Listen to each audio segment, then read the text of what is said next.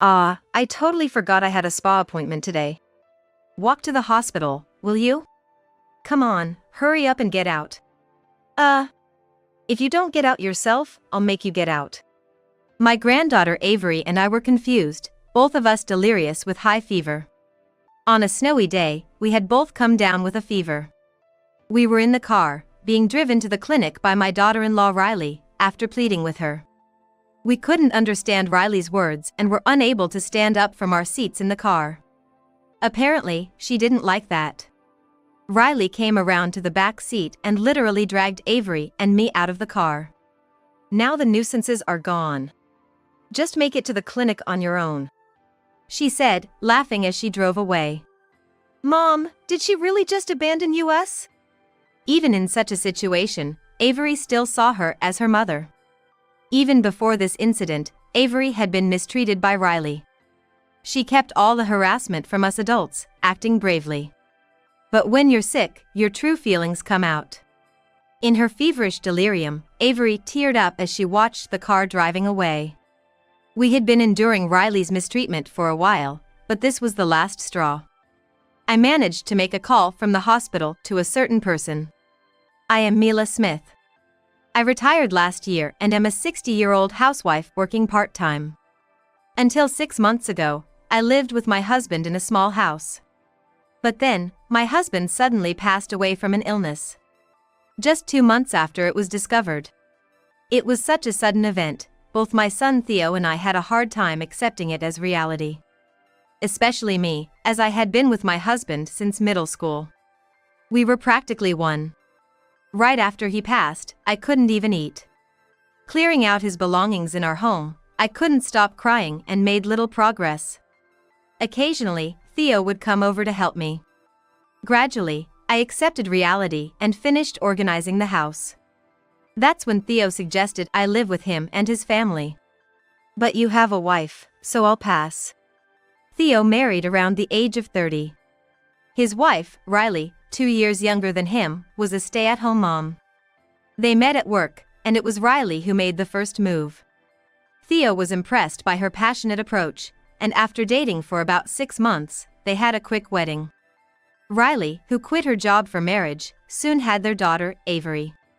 Riley truly loves Theo. I didn't see her often, but it was clear from her actions how much she cared for him.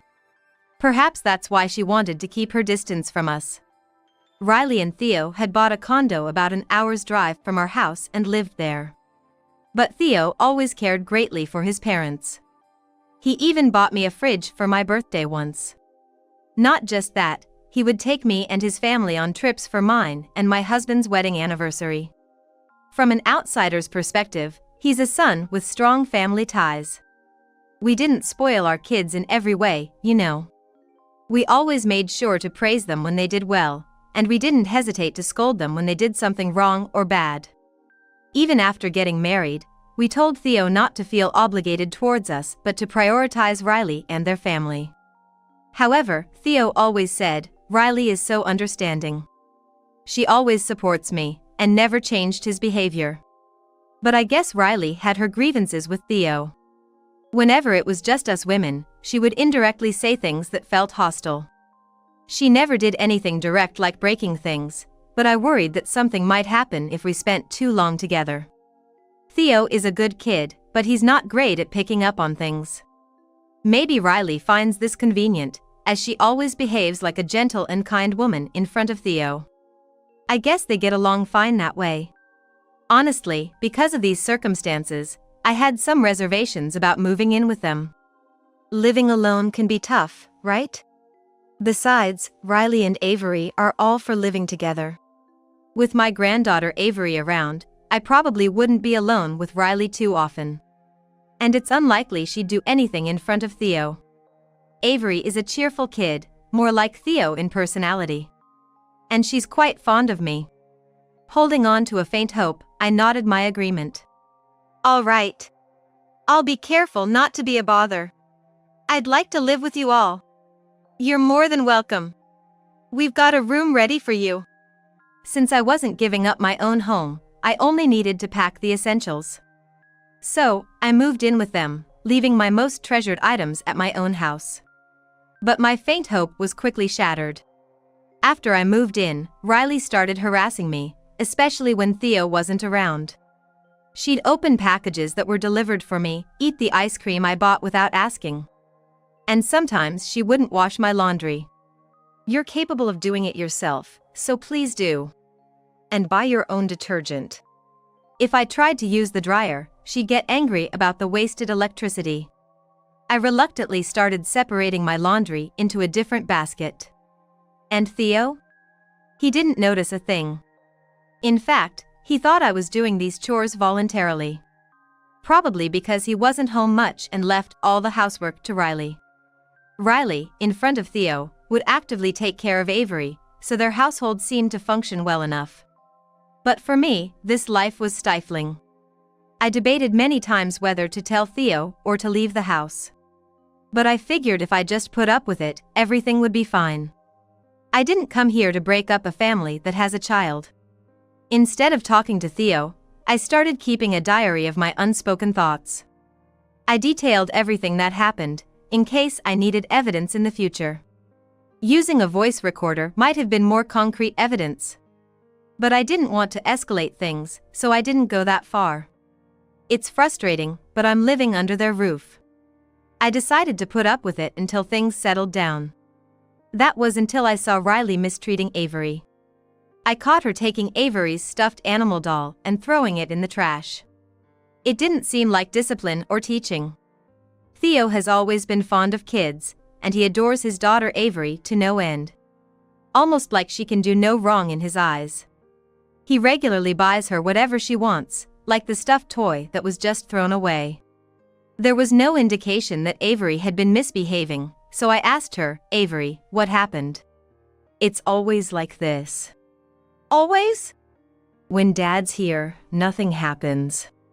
But when he's gone, she becomes like a monster. It's scary." "That bad?" "Sometimes there's no food, and she ripped the clothes Dad bought for me, saying it's because I'm a bad kid." It seems like Riley is jealous of Avery, too. It's obvious to me how much Theo cherishes Riley.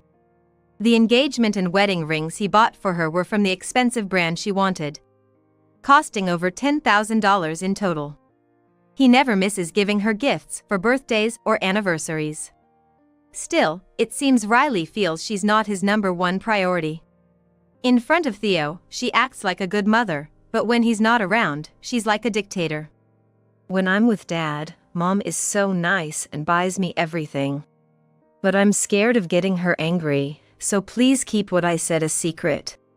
Avery is just in 2nd grade this year. Such a young child, and she's been bearing this all alone. Why didn't I realize sooner? This isn't a problem that can be solved just by me enduring it. I regret that I was too caught up in my own problems. The day I witnessed the harassment, Theo came home from work late, after 11 p.m. I decided to talk to him the next day. But unfortunately, he had to leave on an emergency business trip. There was a big trouble, and he didn't have time for a conversation. While Theo was away, Riley was inviting friends over to our house almost every day. Birds of a feather flocked together, I guess. Her friends didn't seem to find anything odd about Riley's behavior. She was doing whatever she wanted, hosting parties at the house every day. During this time, neither Avery nor I had meals prepared for us. And the harassment towards me intensified. I wanted to call Theo about Avery, but I had to wait for the right moment. However, Riley seemed to sense my intentions. "Don't report to Theo, please. It would make my position even worse." Riley took away both my smartphone and Avery's kid's phone. I couldn't find where she hid them, so I couldn't get them back. There's a landline at my own house, but I don't know Theo's cell number. Plus, Riley spends a lot of time at home, and I feel like I'm under surveillance. Escaping isn't easy, and it wouldn't solve anything if I left without Avery. I need to find a way to save her. I'm getting anxious. Right now, Riley is neglecting us. I'm using my own money to buy food and cook for Avery. I'm doing all our laundry, and I even walk Avery to her extracurricular activities. I'm handling everything from taking out the trash to cleaning up. Still, with Riley throwing parties every day, if I miss even one day of cleaning, the house starts to smell. Avery, with her chronic bronchial issues, needs regular visits to a major hospital. Sometimes she needs tests like X-rays or blood work, which means long hours at the hospital.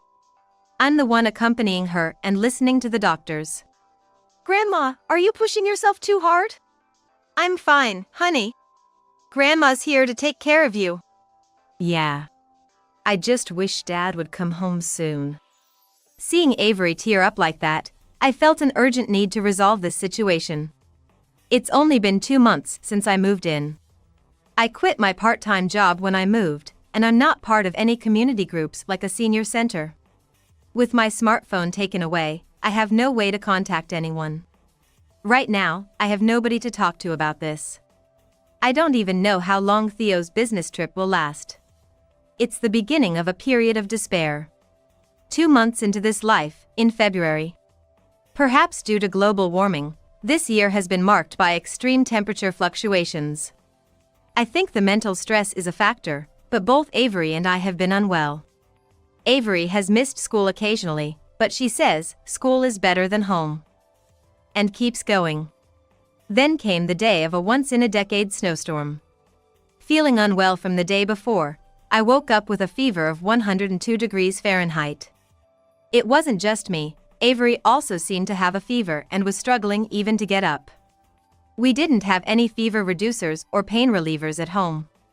It might be a seasonal epidemic. And I've heard it's risky to use over-the-counter fever reducers in such cases. We need to get to a pediatrician or a general practitioner.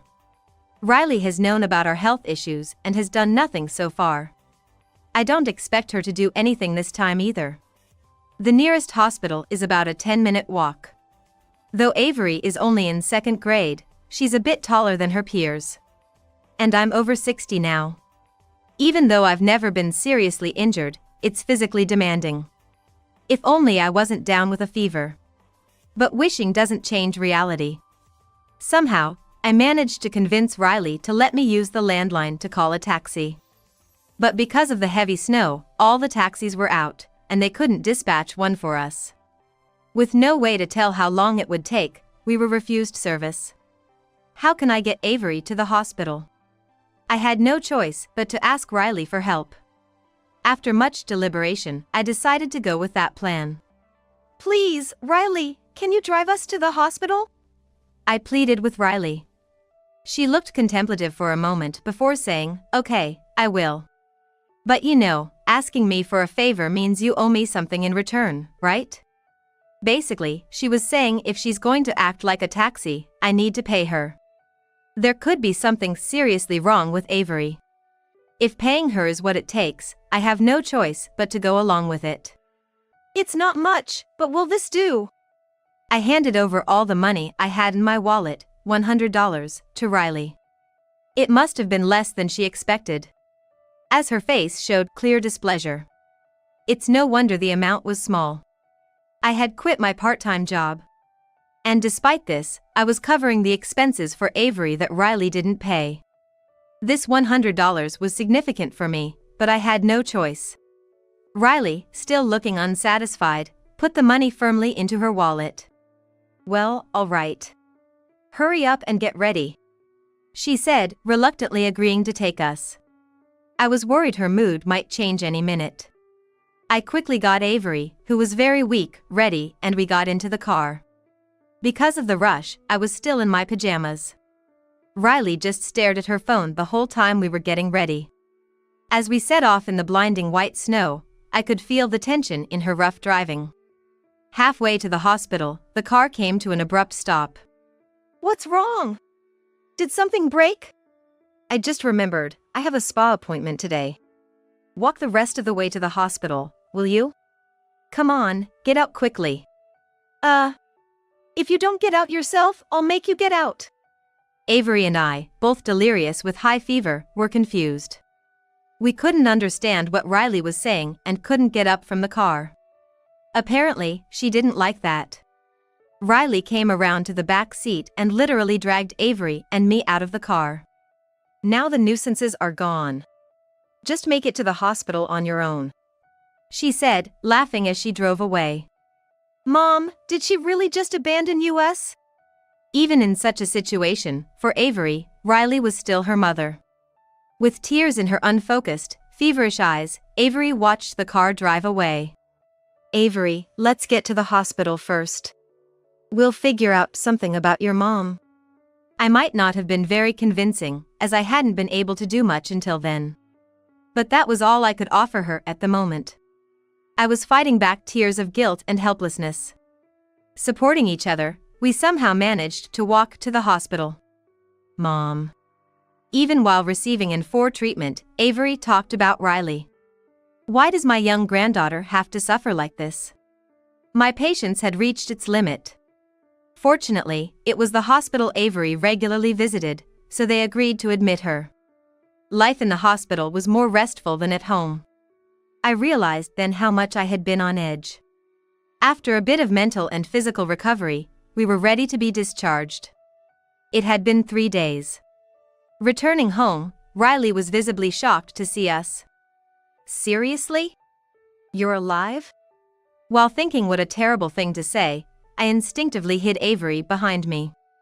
"Yes, we got proper treatment at the hospital." "The worst. I kicked you out to avoid making this place a scene of an accident. It would have been better if you'd disappeared." Riley looked down on us with a disdainful expression.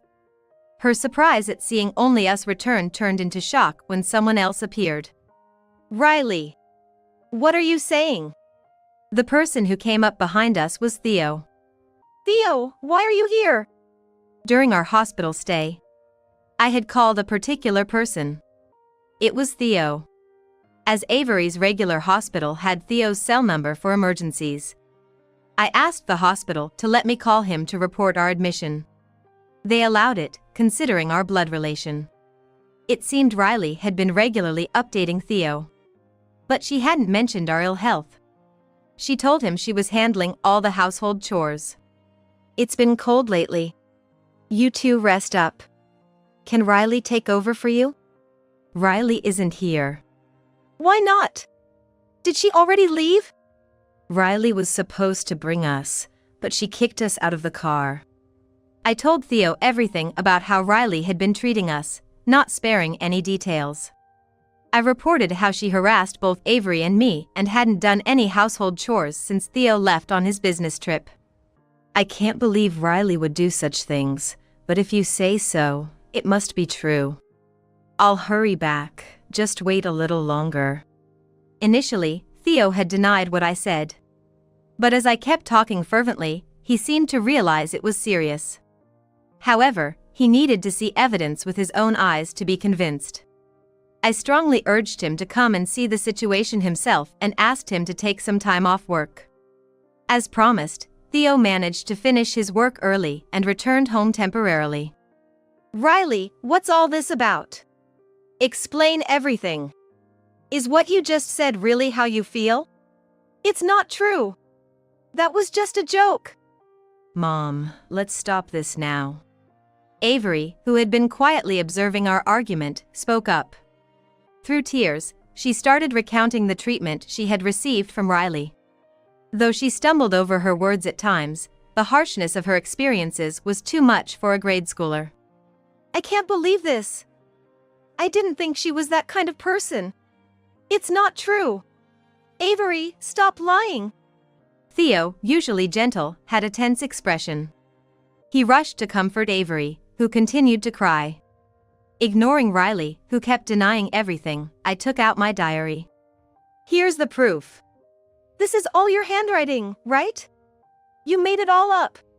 In fact, I'm the one who's been harassed. Please believe me, Theo." Riley clung to Theo's arm, crying. Without a glance at Riley, Theo began reading my diary. "There's more proof. Come inside."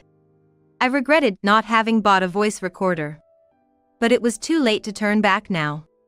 I had to show more concrete evidence, or Riley might twist things in her favor. I let Theo into the house, half believing I had some physical proof.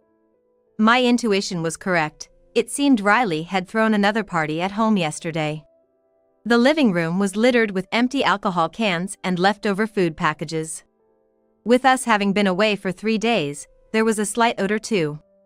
So, everything Avery and Mom said is true. This is just a one-time thing. I couldn't clean up. Riley, let's get a divorce. I'll take care of Avery. Theo's decision to bring up divorce without listening to Riley's excuses was a clear indication of his feelings.